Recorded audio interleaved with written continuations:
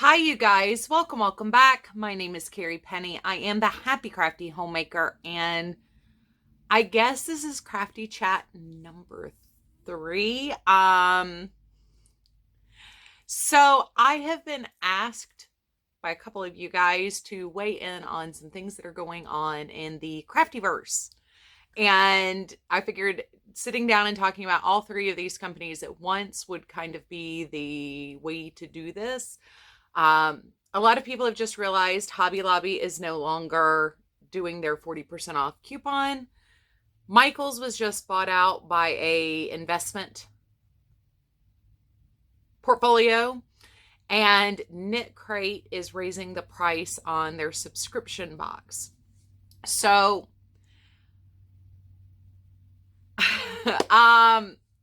I think it's kind of funny that you guys wanted my opinion. I think it's very flattering and sweet. But yeah, so with Hobby Lobby, things are changing. They have a new CEO, and that's, perfectly fine. He's trying to streamline business for his business model. The 40% off coupon, I mean, by and large, we're really not talking about that much of a difference versus their 30% off sale. So, I never thought the 40% off coupon was that great, given the fact that they do have the 30% off sale so often, or like if it's their house brand things, frequently they put those 50% off. So I really, like, that didn't faze me at all. I did watch the Frugal Crafter, Lindsay Wyrick, talking about her opinions on it, and she made some really good points. I will leave that video link down below. But I do agree that, things like the store coupons are meant to drive you to the store. So you get that discount on one item, but you're presumably going to be purchasing a whole bunch of other items.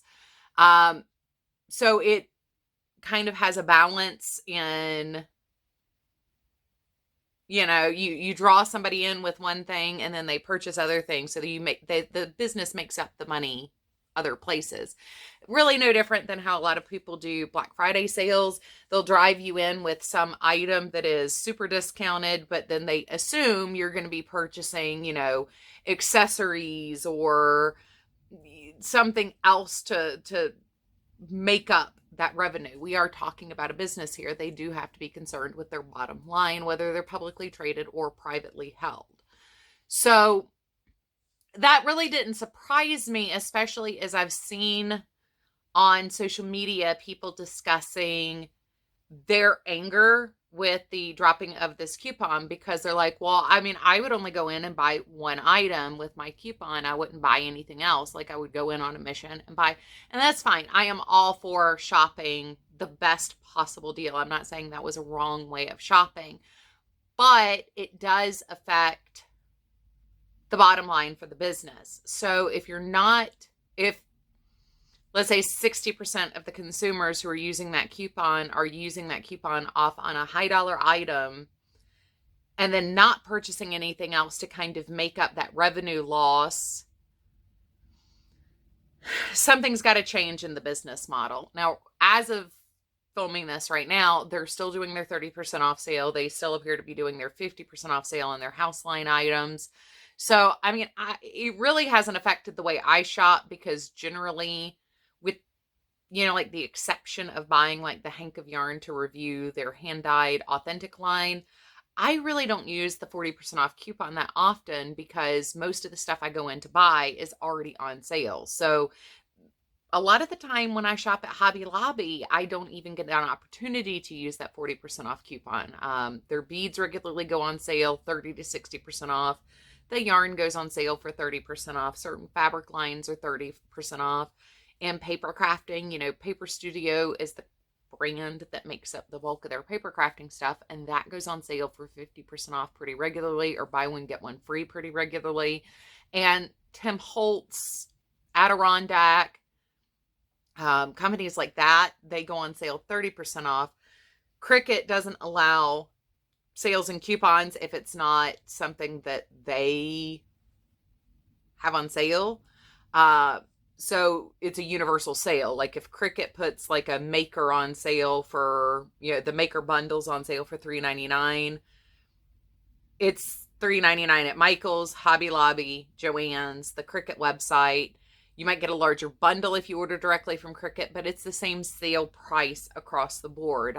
So it really, dropping the 40% off coupon really doesn't surprise me that much. Now, as a yarn crafter, I know it's a little frustrating because you're going to be paying 10% extra fairly regularly because you're going to have to shop that 30% off sale, but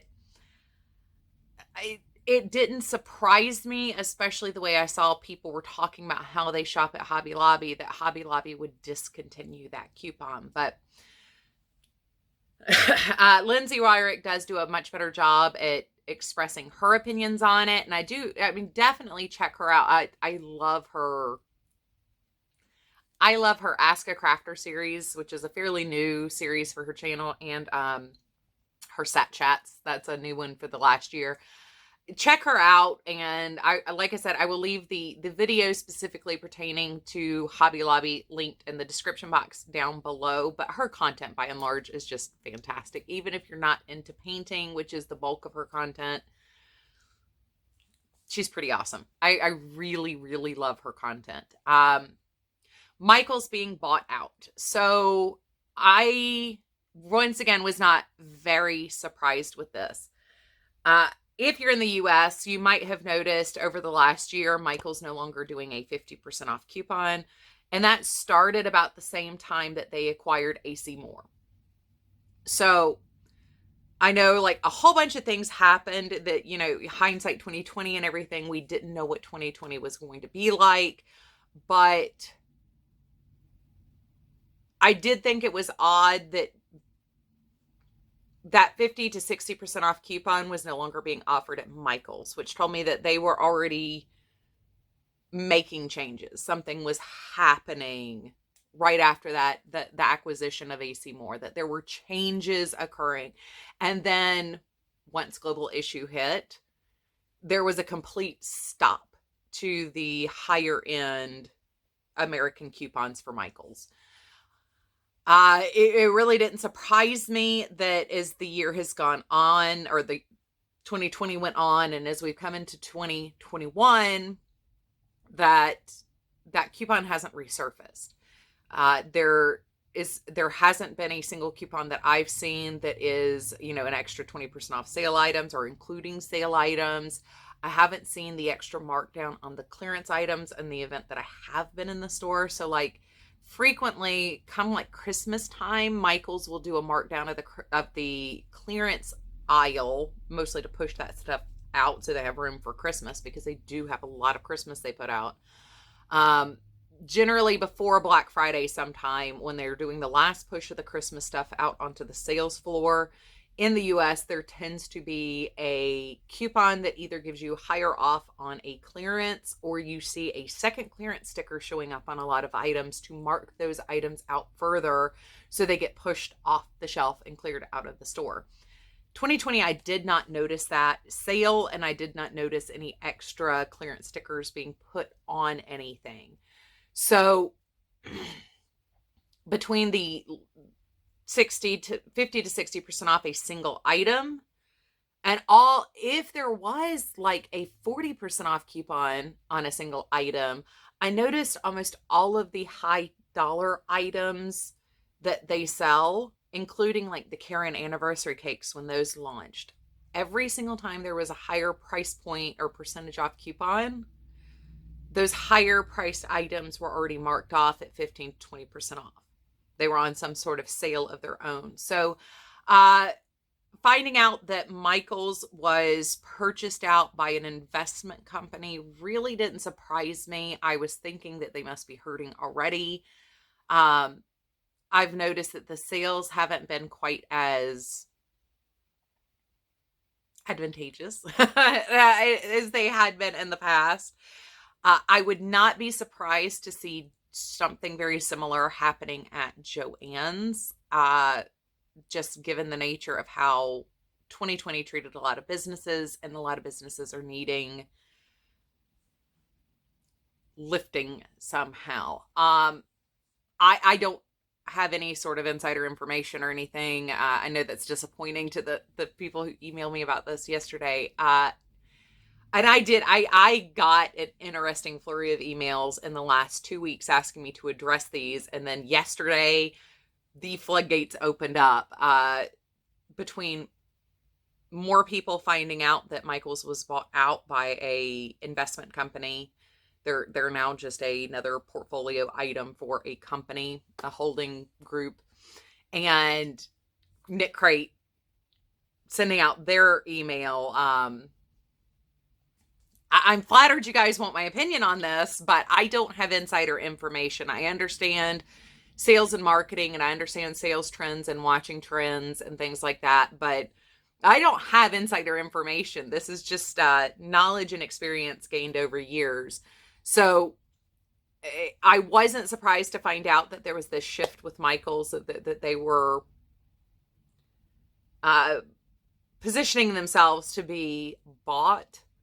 But at the same time, like, I can't tell you anything about what this is going to be for on the consumer end for Michaels. Are they going to be closing more stores? Are they going to open more stores? Are they going to go back to old deals?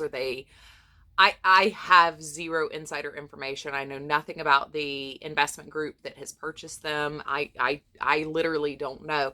It did not surprise me though. And I was very frustrated for a lot of 2020 looking at the sales cycles and things. Like the hot buys weren't on sale as frequently.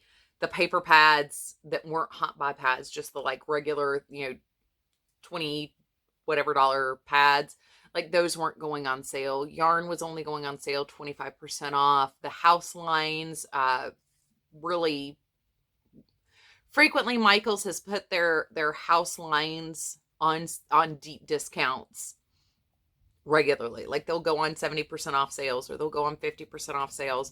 And it's because, that's their house line. They can afford to drop the price significantly on those items. But as far as like what the future holds for Michaels and what the consumer interface and things like that are going to look like, I have no clue. I have zero insight into that. Now with Knitcrate, I, once again, was not surprised with this. And Knitcrate has been, I have to applaud Knitcrate for this. Now, I've said, I am on the fence as to how long I'm going to keep it. Right now, I have it paused for myself. But part of it is I'm just not using the yarn as fast as I need to. But I really enjoy the double down deal. So if there is something I want, I can always purchase more of that. Like, I love their model for how this has gone. But if you didn't get the email, or you haven't seen the Facebook explosion or anything else, or been on the website recently, they updated their website with this press announcement or a news announcement to their consumers before they got the email out. But they're moving back to the anything goes Knitcrate. They are increasing the price. I believe they said it's going to be $29.99 moving forward. Everybody will be moved to the recyclable mailer, which I love the idea of, but I have had a couple bags that were damaged coming into my mailbox, and I don't know where in the shipping line that's occurring. I'm not surprised. Knitcrate has had a very, very reasonable low price through all of this. Right before everything went sideways with global issues, they had done things like rolling out the pick your vibe, where you could pick the cool tone, the warm tone, or the neutrals for that month. They were trying very hard to make everything very accessible and very personalized without actually, doing what like Ipsy does, where you have like a personal profile and you get to pick and choose things specifically. They're in such a tight spot. They are in such a tough spot. I can't imagine the costs that they have eaten over the course of the last year. I was worried when I saw the email, to be honest, that they were going to be going out of business, not making the changes that they are trying to recoup and recover. Once again, we are talking about a business. They do have to have some form of a profit margin in order to invest in their own company, pay their employees, pay for the yarns that they're getting. I mean, we're talking about, we're getting with the Knitcrate, just the yarn alone, we're getting a $42 value in that subscription box. 42, like I said before, a couple videos ago, I was talking about the cashmere blend that they had sent out. I mean, that'd be like $28 if I were buying that at the store. So, I mean, we're getting almost $60 value out of that box with 2 hanks of that. So, and they were charging $24.99. Now they've gone up, $5. Shipping is a flat rate. It's like $11.99 international and $5.99 domestic or something. But they had made all these changes to be, consumer friendly. And with global issue, they haven't been able to keep up. They work with manufacturers to get yarn to us, and these are their house lines. So yes, they can do these, a little bit cheaper. There's fewer middlemen to be paid and everything else. But I mean, they've had to pay to have things expedited just so they have something to send out. They have had to pay, to keep their employees over this situation.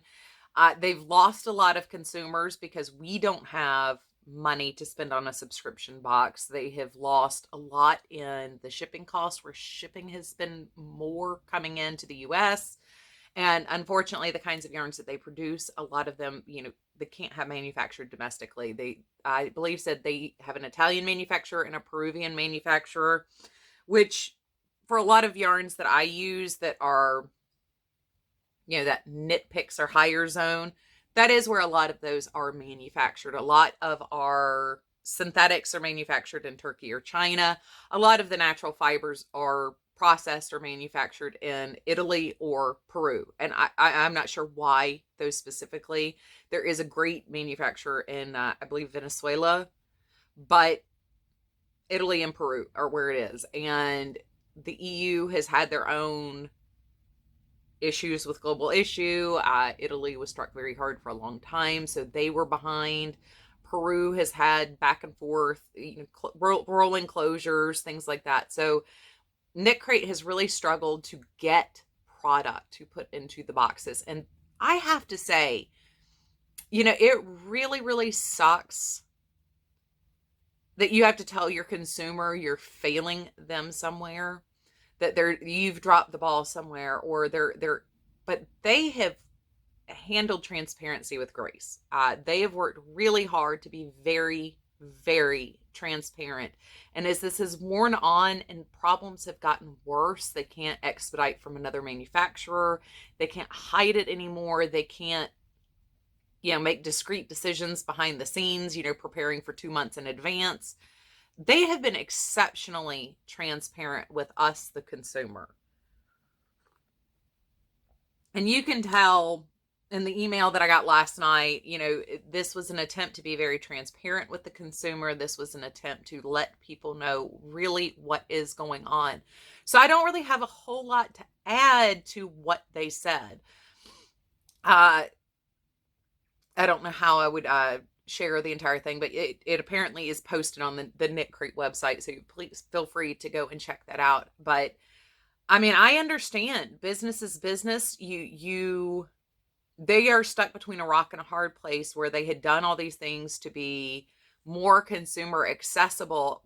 Global issues happened, and that desire has come into conflict with what they can and can't offer. Just because they have enough yarn to fill boxes, it doesn't mean they have enough to fill your vibe. So we're going back to a roulette system with that. And I understand. It's okay. They've lost a lot of customers over the last year because customers can't afford to pay for the subscription box anymore. So they have less revenue to work with in order to pay expedition fees and shipping fees and the import fees and everything else, because they place these orders before they lost customers. So they're working months in advance to plan what is to come. So, I mean, I get it. I understand it. They're in a really rough position, and this is the choices that they have made in order to continue to do business. So I'm not mad about it. I completely understand it. I applaud their transparency. So many companies have been very secretive about what's going on. They're not being transparent. They're not telling their customer base really what's going on. They're not being honest about their business. And I mean, we're not owed that kind of transparency necessarily, but for Knitcrate to just be upfront and say crap is what it is, and it is a big pile of poop. I have to applaud them for that. I respect them for their transparency. Now, I am one of the customers who has had to put things on hold, not necessarily because I can't afford it, but I'm just not using it. I have a gorgeous pile of all these beautiful Knitcrate yarns that I haven't cracked into yet. So I really wanted to focus on using what I already had, not collecting more. So I'm once again, it's one of those, I'm not surprised. Watching trends, watching business, seeing where they struggled to get February's yarn to us. They're still not able to get that out. So they were able to expedite the Peruvian shipment here. So we'll be getting April's yarn in March instead of February's yarn like we had been promised. But once again, they told us in February they're having a hard time getting it here because the manufacturer has not gotten the yarn to them. It is what it is. It sucks, but it is what it is. And I'm surprised Knitcrate has been able to keep the price down as long as they have, because shipping costs over the last, I started my subscription with them August of 2018. Is that when I started my channel? 2018? We're hitting 3 years this year. 3 years ago. You math it out.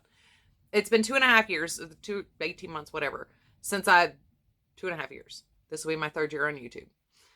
Since I did my first Knitcrate. That was the very first box I reviewed here on my channel. I discussed, pros and cons. I figured they were a gold standard. They have a low price. I knew that the value was in there somewhere. So that's who I started with. And I've maintained a subscription to Knitcrate this whole time. And if you've watched the changes, you will have been prepared for this to happen. Just how 2020 went for them and the problems and struggles that they were having. We were expecting this. And in that 2.5 years since I started with Knitcrate, inflation has gone up. The cost of shipping has gone up. And they've worked really, really hard to keep the bottom line for the consumer down as long as possible. I'm really surprised that it took this long for them to raise the price of that subscription box.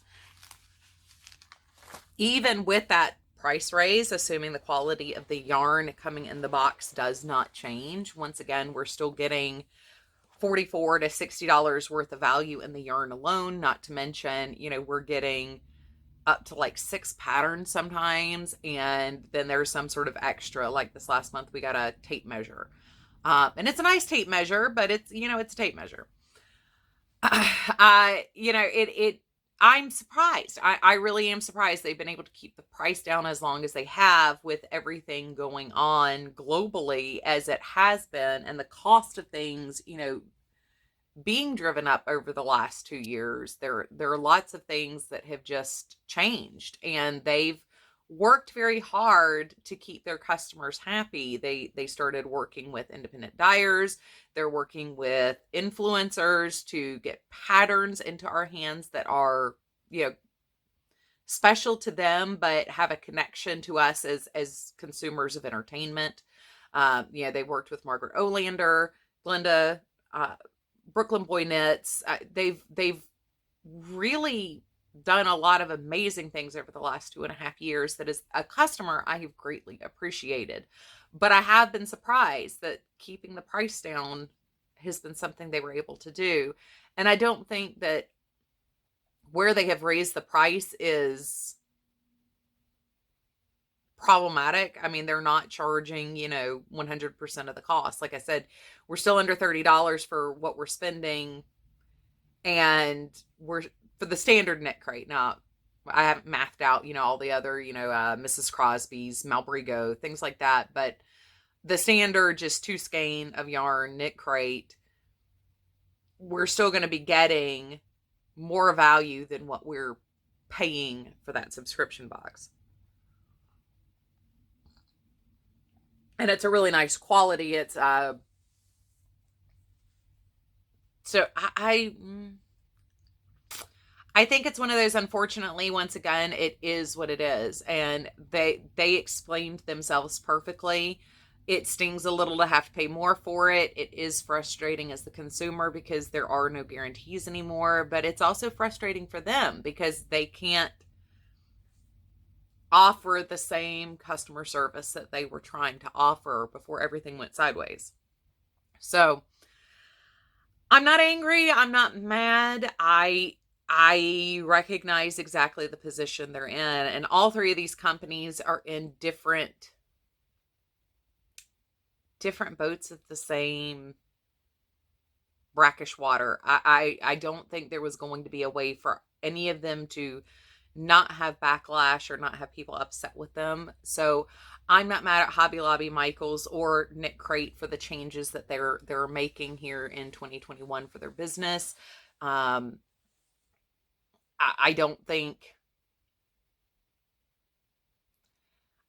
any of these were necessarily the wrong decision. Michaels would be the one because I have no insight into what the future of that is going to look like. It is a lot harder when you have an investment group or consortium like that owns a company now. It's one company amongst a lot. So they're not the primary focus, whereas before Michaels was its own focus. So I really have no idea what this is going to mean. This could mean positive change. This could be negative change. I wasn't surprised that they sold, just watching the trends of what was going on. But yeah, that's the only one where I'm like, I can't really wholly justify it, but it's not that I can't justify it. I can't predict the future. I don't know what's going on, and I don't have insider information to it, so I can't tell you guys anything beyond it happened, and I'm not surprised based on what I've been seeing that it occurred. So yeah, if you have an opinion on this, feel free to share it down below in the description box. I would love to know what you guys think, how you feel about it. Please be kind to each other and don't name call or be jerks to each other down there, because I know this is kind of one of those, it's a nebulous, touchy subject that there are amplified feelings about for a lot of people in different ways. So I just ask that you be kind to me and you be kind to each other in the descriptions. If you don't have an opinion, that's fine. It is what it is. But that's about all I can offer you guys. Life, it is what it is.